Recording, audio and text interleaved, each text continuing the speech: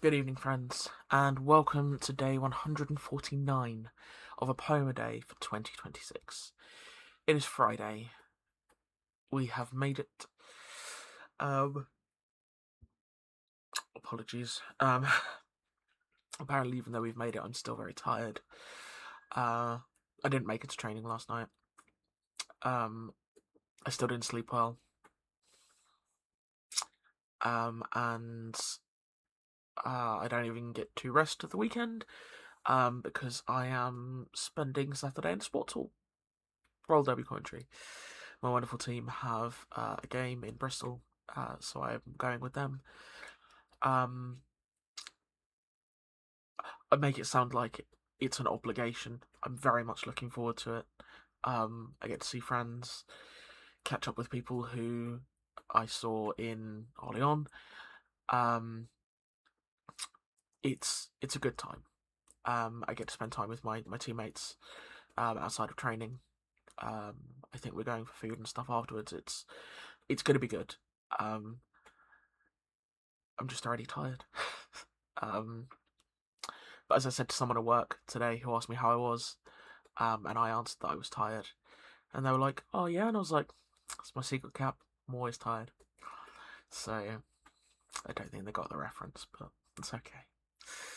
Let's delve into the Big Red Book. I will be recording tomorrow's poem today as well, so that we don't miss out. So we have ourselves an excerpt today. Oh, spans a few pages. This one, for the 29th of May, is from Everest Climbed by... Sorry, I'm just moving my page holder. By Ian Serraillier. That's how I'm pronouncing it.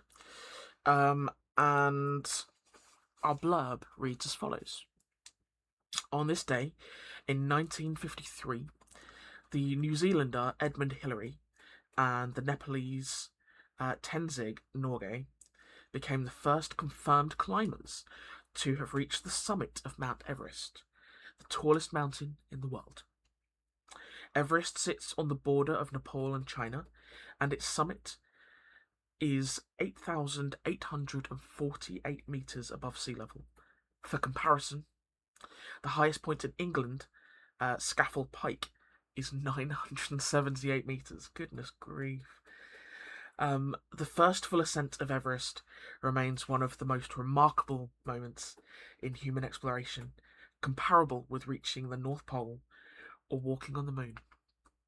And yet, Hillary's notes from the summit are quite plain. We made seats for ourselves in the snow, and sitting there, in reasonable comfort, we ate with relish a bar of mint cake. That's Kendall mint cake, if you're not aware. A delightful invention that I tried as a child in Yorkshire. It's basically just sugar, so it makes sense that they've had it to keep their energy and their strength up on such a climb. I was just a child who wanted sugar. So this is from an excerpt from Everest Climbed by Ian Serraillier. And now, with a sickening shock, they saw before them a towering wall of smooth and holdless rock. O ghastly fear, with the goal so near, to find the way was blocked. On one side, darkly the mountain dropped, on the other 2 plunging miles of peak shot from the dizzy skyline down in a silver streak. No hope of turning the bluff to the west, said Hillary.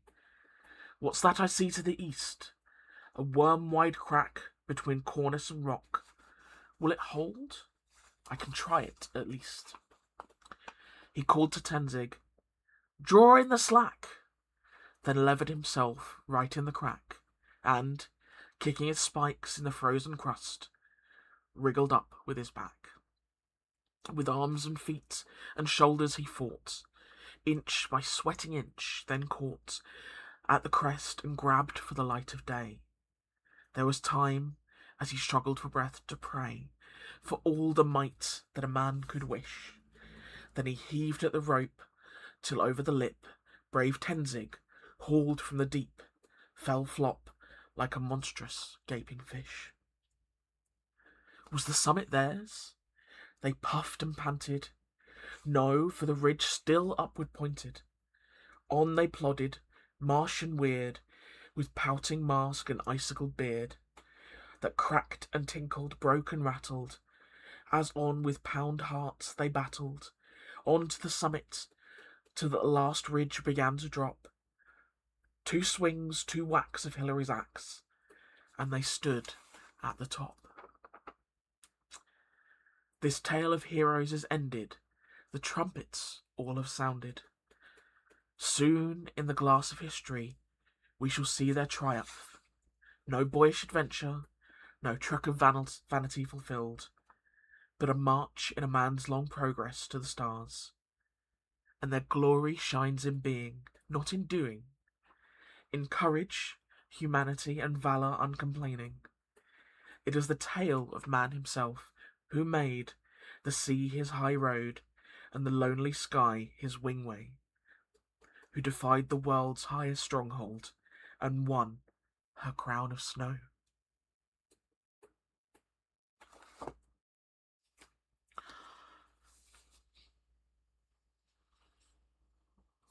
Oh my goodness. I was not. And now I never say I'm expecting it, because I'm not. That was stunning.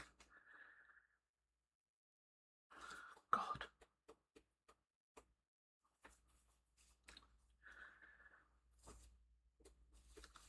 Incredible words. Just.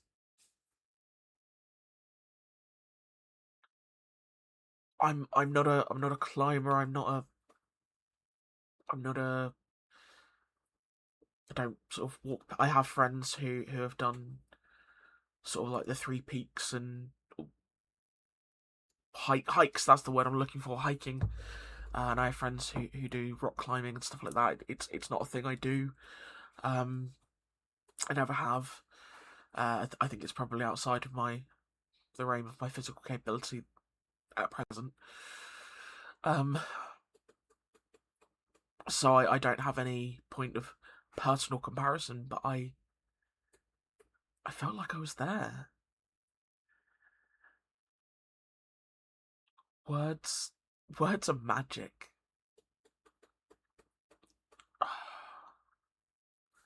To be able to transport someone to the peak of Everest with some ink on a page.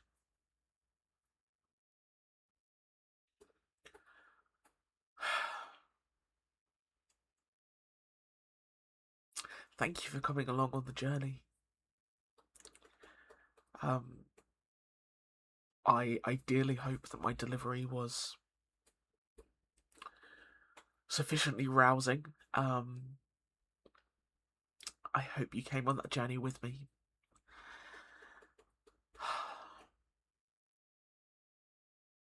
Wow.